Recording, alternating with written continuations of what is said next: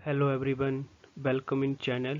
I am Sonu Kumar, physical education teacher and martial art coach. From last 12 year I am coaching martial art and from 8 year I am teaching physical education. Today I am going to start make video on physical education class 12th chapter 1 planning in sports.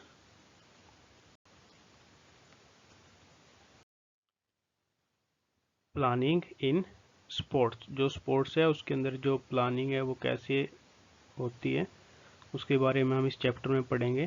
First point है हमारे पास meaning and objectives of planning, जो planning है उसके meaning और objectives क्या हैं।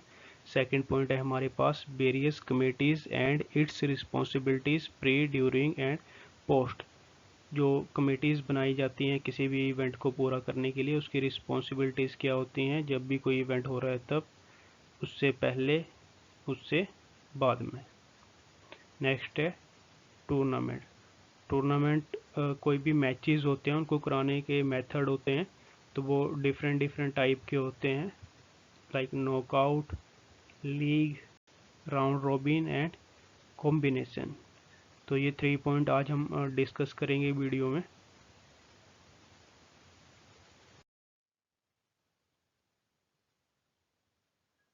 सबसे पहले हमारा मीनिंग ऑफ प्लानिंग। प्लानिंग का मीनिंग क्या है? नॉर्मली हम किसी भी चीज़ को स्टार्ट करते हैं या कोई प्रोग्राम ऑर्गेनाइज करते हैं तो उसके लिए हम पहले प्लान करते हैं कि हमने उसको कैसे करना है, कितना खर्चा करना है उसमें, अगर कोई चीज़ बाहर से आएगी तो उसको कैसे लेके आना है, या ख़त्म होने के बाद जो चीज़ें होंगी उनको कैसे वापस उन जगहों तक पहुँचाना है, तो उसी को प्लानिंग कहते हैं। ऐसे ही स्पोर्ट्स में प्लानिंग होता है। प्लानिंग की एक वे है सिस्टमाइज ढंग से डायरेक्ट करना किसी भी इवेंट या कंपटीशन को, and extract the advantage and benefit of the available resources, जो हमारे पास अवेलेबल रिसोर्सेज हैं उसको हमने अच्छे ढंग से कैसे यूज़ करना है। Planning is a process of making sequence of work for a further line of action, जो भी हमारे पास रिसोर्सेज हैं उसको हमने अच्छे ढंग से यूज़ करना है। The success of physical education programme depend upon the efficient staff, जो भी हमारा फिजिकल एजुकेशन का कोई भी प्रोग्राम होगा उसकी जो सक्सेस है वो डिपेंड करती है हमारे एफिशिएंट स्टाफ पे। फूड, जो अच्छा खाना हम प्रोवाइड कराएंगे उसके ऊपर प्रॉपर कंट्रोल होना चाहिए, वेल सुपरविजन, अच्छी देख रेख होनी चाहिए और अच्छा कोऑर्डिनेशन होना चाहिए जो भी लोग होंगे उनके बीच में। And minimise the chances of labs, and जो भी किसी तरह के लैब्स के चांसेस हैं वो मिनिमाइज करने।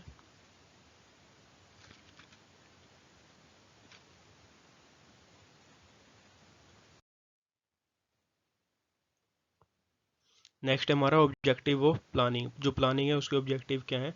To create good coordination. अगर हमने किसी भी चीज़ को या इवेंट को पहले से ही प्लान किया होगा तो हमारा जो चीज़ों के ऊपर कंट्रोल होगा, कोऑर्डिनेशन होगा, वो बहुत ही अच्छा होगा। आगे है गुड कंट्रोल, चीज़ों के ऊपर कंट्रोल अच्छा होगा अगर प्लानिंग ऑलरेडी पहले से ही की हुई है तो। To reduce unnecessary pressure immediately, किसी भी प्रकार का जो अननेसेसरी दबाव आएगा जब कोई काम करने के बीच में तो वो बिल्कुल ही कम होगा। To minimise the chances of mistake, अगर प्लानिंग ऑलरेडी पहले से ही की है तो किसी प्रकार की जो गलती है उसके होने के चांसेस बहुत ही कम होंगे। To avoid wastage of money, time and resources, जो हमारे पास पैसा है, टाइम है और रिसोर्सेज हैं उसको हम वेस्ट होने से अवॉइड कर सकते हैं और उसका अच्छे से अच्छा उपयोग जो है कर सकते हैं। एनकरेज डिसीजन मेकिंग प्रोसेस, जो डिसीजन लेने की प्रोसेस होती है अगर पहले से हमने प्लान किया होगा तो हम उसको और अच्छे से इम्प्रूव करके, अगर टाइम जब हमारा कोई टूर्नामेंट या कुछ और इवेंट चल रहा है तो उसको हम अच्छे से डिसीजन ले पाएंगे।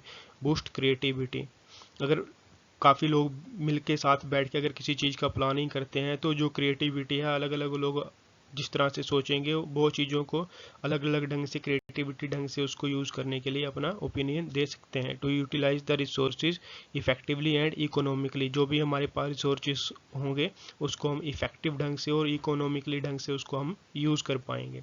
To improve the effectiveness of the organisation, जो भी ऑर्गेनाइजेशन की इफेक्टिवनेस है अगर प्लान हम पहले से ही करेंगे चीज़ों को तो हम उसको अच्छे से यूज़ कर पाएंगे। एंड बजट लैब्स, जो भी बजट है अगर हम पहले से प्लान करेंगे कि हाँ हमारे पास इतना मनी है तो हम उसको अच्छे ढंग से कहाँ कहाँ यूज़ करना है और कहाँ पर कितना खर्च होगा तो उसको हम यूज़ कर पाएंगे।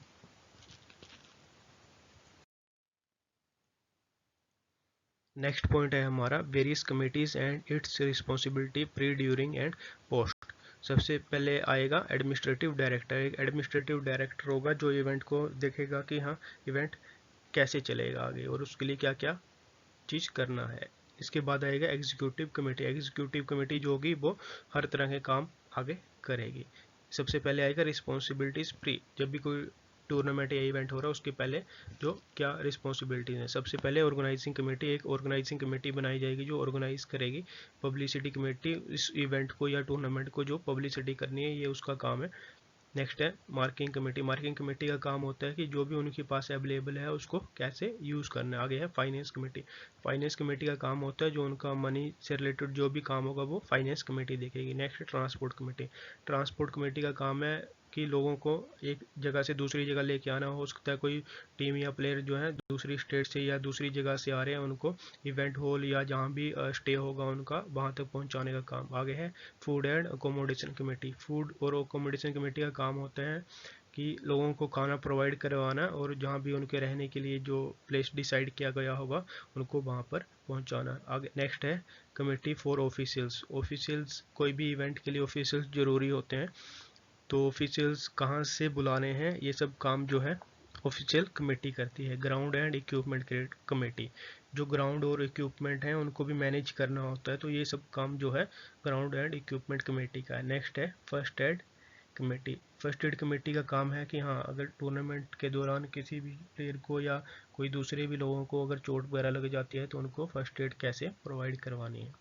नेक्स्ट है रिस्पॉन्सिबिलिटीज ड्यूरिंग। जब कोई इवेंट चल रहा है उसके बीच में क्या क्या रिस्पॉन्सिबिलिटीज हैं। सबसे पहले है publicity committee. Publicity committee pre में भी आएगी, ड्यूरिंग में भी आएगी और पोस्ट में भी आएगी। तो पब्लिसिटी करना, जब कोई इवेंट चल रहा है तब भी पब्लिसिटी होती है। ऑर्गेनाइजिंग कमेटी, ये भी प्री ड्यूरिंग में दोनों में आएगा क्योंकि वो ऑर्गेनाइज कर रहा है टूर्नामेंट को। मार्किंग कमेटी, ये भी तीनों, ये लगभग तीनों में आएगी, प्री ड्यूरिंग और पोस्ट में। ट्रांसपोर्ट कमेटी, ट्रांसपोर्ट कमेटी का काम ये है कि जहाँ भी इवेंट चल रहा है उन प्लेयर को या दूसरे लोगों को वहाँ तक लेके आना और वहाँ से उनको वापस लेके जाना। फूड और अकोमोडेशन कमेटी, इसका भी काम प्री और ड्यूरिंग दोनों में होगा। नेक्स्ट है ग्राउंड है इक्विपमेंट। ग्राउंड की अवेलेबिलिटी और इक्विपमेंट का काम जब टू इवेंट चल रहा है तो सबसे ज़्यादा जरूरी तभी होता है, तो इसके लिए जो कमेटी है वो सारी चीज़ मैनेज करेगी। प्रोग्राम कमेटी, जो प्रोग्राम है उसके लिए पहले से ही कमेटी है कि हाँ प्रोग्राम कैसे चलाना है, तो वो हर चीज़ देखेगी। First aid committee, first aid committee का जो सबसे ज़रूरी काम होता है जब इवेंट चल रहा है तभी होता है, क्योंकि फर्स्ट एड की मैक्सिमम जरूरत तभी होती है। डेकोरेशन कमेटी, जब कोई इवेंट चल रहा है तो उस टाइम जो उसके लिए डेकोरेशन करना होता है तो मेन उनका जो काम है वो तभी होता है। वो हर चीज़ के लिए जो भी है, जैसे ये हॉल डेकोरेट करना है या जहाँ कोई और डिस्ट्रीब्यूशन करना है, मेडल प्राइज़ वगैरह, तो वो वहाँ पर डेकोरेट करेंगे। नेक्स्ट है रिस्पॉन्सिबिलिटीज़ पोस्ट। जब कोई इवेंट ख़त्म हो जाता है तो उसके बाद क्या क्या रिस्पॉन्सिबिलिटीज़ होती हैं। पब्लिसिटी कमेटी, जब इवेंट ख़त्म हो जाता है तो जैसे न्यूज़पेपर में या न्यूज़ में पब्लिसिटी करनी है तो वो पब्लिसिटी कमेटी ही करेगी। मार्किंग कमेटी, मार्किंग कमेटी तो देख रेख करेगी कि हाँ जो भी हमारे पास था उसको कैसे यूज़ किया गया, जो या अब जहाँ जहाँ उसको यूज़ करना है वो कैसे करना है। फाइनेंस कमेटी का काम है कि हाँ जो भी अब खर्च होना है या जिन जिन लोगों के पैसे देने रह गए हैं या उनको मनी को कहाँ कहाँ यूटिलाइज करना है। कमेटी फॉर ऑफिशियल, जो ऑफिशियल्स हैं उनके लिए भी जो कमेटी थी वो यहाँ पर भी काम करेगी। जैसे जो ऑफिसर्स हैं उनको वहाँ लेके आए थे उनको वहाँ से वापस भेजना है, उनको पे करना है, तो सारा काम यही कमेटी देखेगी। इक्विपमेंट कमेटी, इक्विपमेंट कमेटी का काम होता है कि अब जब इवेंट खत्म हो गया तो जो इक्विपमेंट्स हैं उनको वापस पहुंचाया जाए। प्रोग्राम कमेटी, प्रोग्राम कमेटी यहाँ पर मैनेज करती है कि अब प्रोग्राम फिनिश हो गया तो प्रोग्राम को जो जो चीज़ें हैं उनको वापस अपनी अपनी जगह पहुंचाया जाए। फर्स्ट एड कमेटी का काम है कि जब तक पूरी तरह से ख़त्म ना हो जाए तब तक इवेंट, तब तक जो लोगों को वो फर्स्ट एड प्रोवाइड करती है। जैसे कोई सामान एंड में वापस पहुंचाना है, अगर किसी प्लेयर को या किसी भी जो दूसरा कर्मचारी होते हैं उनको चोट वगैरह लग जाए तो वो फर्स्ट एड प्रोवाइड कराएं। प्राइज डिस्ट्रीब्यूशन कमेटी, जो प्राइज डिस्ट्रीब्यूशन कमेटी है वो एंड में जब इवेंट ख़त्म हो जाता है तो बच्चों को मेडल या कोई दूसरे प्राइज जो उनको दिए जाने हैं उसको जो मैनेज करे ताकि बच्चों को वो सब प्रोवाइड किया जा सके। एंड में है ऑर्गेनाइजिंग कमेटी। ऑर्गेनाइजिंग कमेटी का काम है कि जब तक पूरी तरह से जो इवेंट है ख़त्म नहीं हो जाए तब तक वो हर चीज़ को अपनी देख रेख में करती रहे।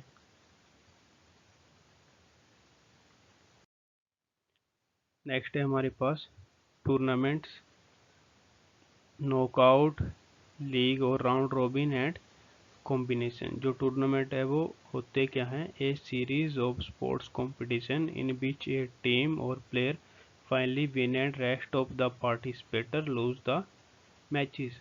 जो टूर्नामेंट है उसमें मैचेस करवाते हैं हम एक सीरीज में, जिसके अंत में जो एक खिलाड़ी या टीम जो होती है वो विन हो जाती है और जो बाकी बची हुई टीमें या खिलाड़ी होते हैं वो मैच हार जाते हैं। It depends on various factor like number of participating team, player, availability of ground and equipments, funds and number of days. जो टूर्नामेंट है उसको करवाने के अलग अलग मेथड होते हैं, वो भी डिपेंड करते हैं कि हमारे पास मनी कितना है, हमारे पास ग्राउंड है या जो इक्विपमेंट्स हैं वो कितने हैं, और जो हम खेल में हमारे जो ऑफिशियल्स होंगे वो हमारे पास कितने हैं।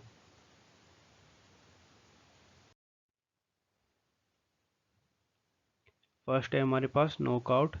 इन this tournament the team once defeated get eliminated from the tournament. जो नॉकआउट टूर्नामेंट होते हैं उसमें अगर कोई भी टीम या प्लेयर एक बार हार जाता है तो वो टूर्नामेंट से बाहर हो जाता है। Only the winning teams players contest in the next round.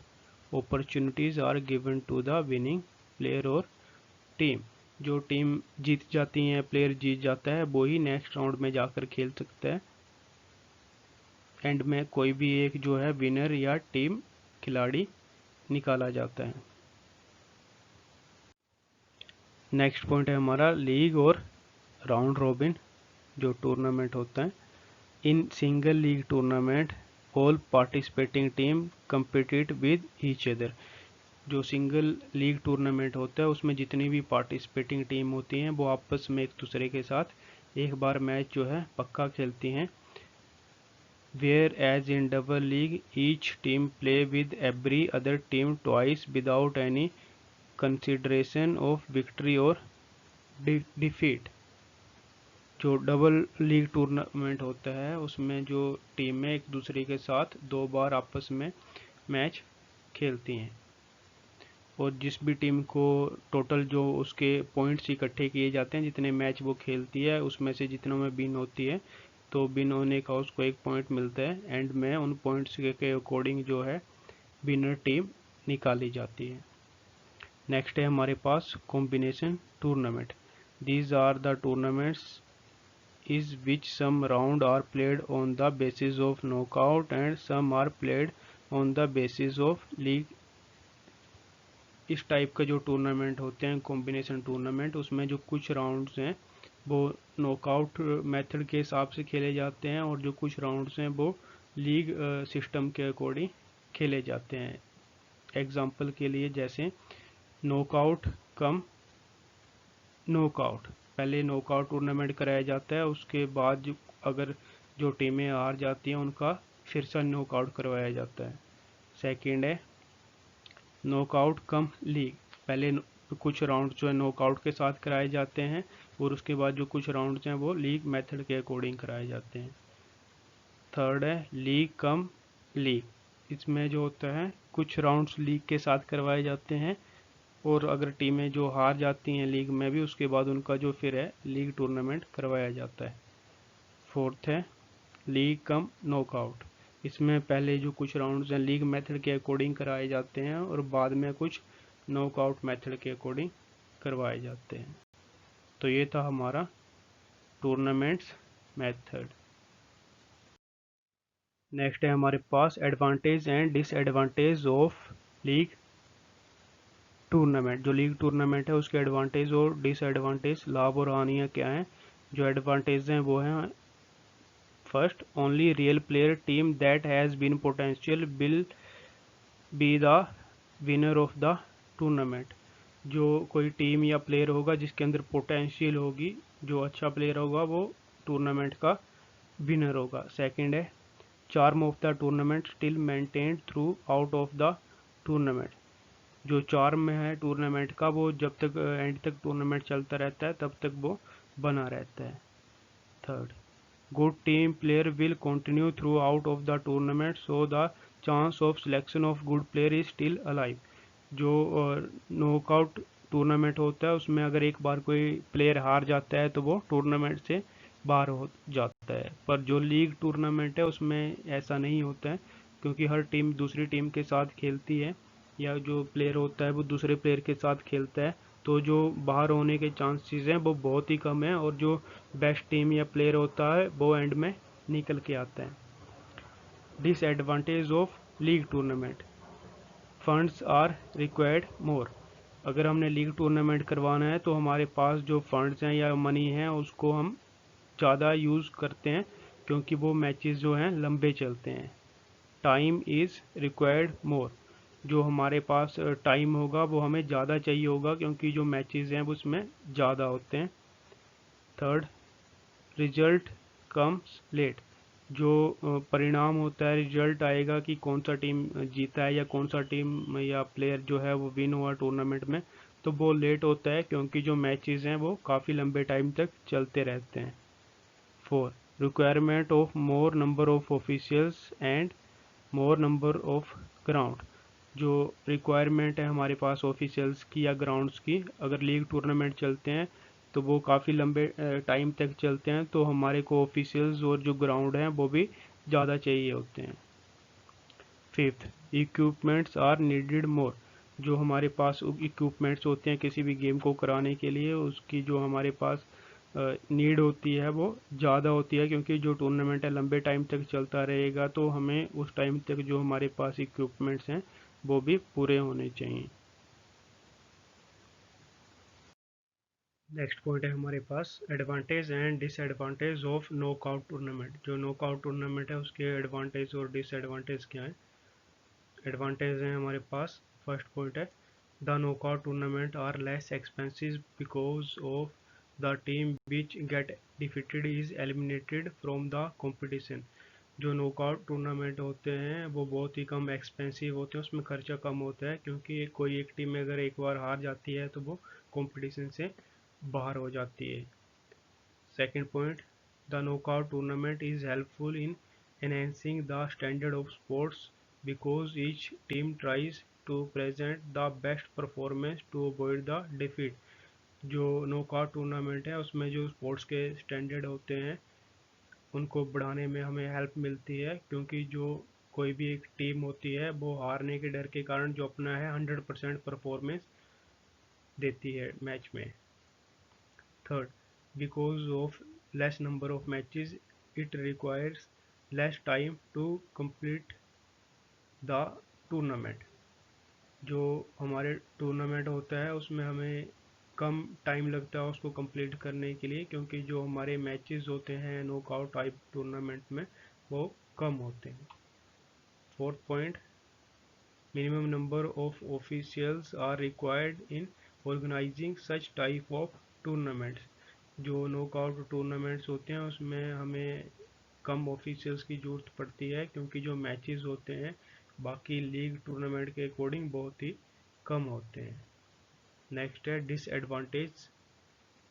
First point, there may be many chance to eliminate of good team in first और second round, so good teams may not reach in to the final round. जो elimination के chances होते हैं किसी भी team के first और second round में वो बहुत ज़्यादा होते हैं, अगर वो कोई टीम एलिमिनेट हो जाती है तो वो फाइनल तक नहीं पहुंच पाती है जो अच्छी टीम होती है। Second point, there are maximum chance of weak team to enter into the final round. ये बहुत ही ज़्यादा चांसेस होते हैं कि अगर कोई वीक टीम है वो फर्स्ट या सेकंड राउंड जीत जाती है तो वो फाइनल राउंड में एंटर हो जाती है। Third point, spectators may not have enough interest in the final match।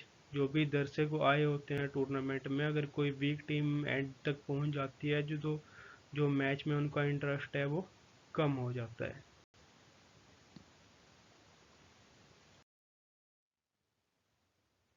Next है हमारे पास हम इम्पोर्टेंट क्वेश्चन। इन क्वेश्चंस को आप अपने एग्जाम के लिए रेडी कर सकते हैं। मैंने इनको मार्क्स के साथ आपको प्रोवाइड कर दिया है कि आपको कितने मार्क्स का ये क्वेश्चन आ सकते हैं, तो आपने इनको प्रिपेयर कर लेना। जो वीडियो है उसमें इसके लगभग सभी के जो आंसर हैं वो प्रोवाइड कर दिए गए हैं। अगर आप किसी भी तरह की कोई और हेल्प चाहते हैं तो आप मेरे को कमेंट बॉक्स में मैसेज कर सकते हैं। अगर आपको पूरा सिलेबस चाहिए इसका तो मैं आपको वो भी प्रोवाइड कर सकता हूँ। इसके अलावा और भी जो इम्पोर्टेंट क्वेश्चन है मैं आपको उनको प्रोवाइड करवा दूँगा। नेक्स्ट वीडियो में जो बच गया हमारा जो मेथड है टूर्नामेंट का, मैं उसको एक्सप्लेन करूँगा। तो नेक्स्ट वीडियो जल्दी आने वाला है। Thank you for watching. अगर आपको नॉकआउट टूर्नामेंट से रिलेटेड मेथड का जो वीडियोस हैं वो आप देख सकते हैं मेरे चैनल में जाके। मैं आपको डिस्क्रिप्शन बॉक्स में भी लिंक दे दूँगा, आप वीडियोस को वहाँ से देख सकते हैं। बाकी इसके नेक्स्ट वीडियो में मैं टूर्नामेंट से रिलेटेड जो मेथड्स हैं उनको एक्सप्लेन करूँगा। Don't forget to like, subscribe and share.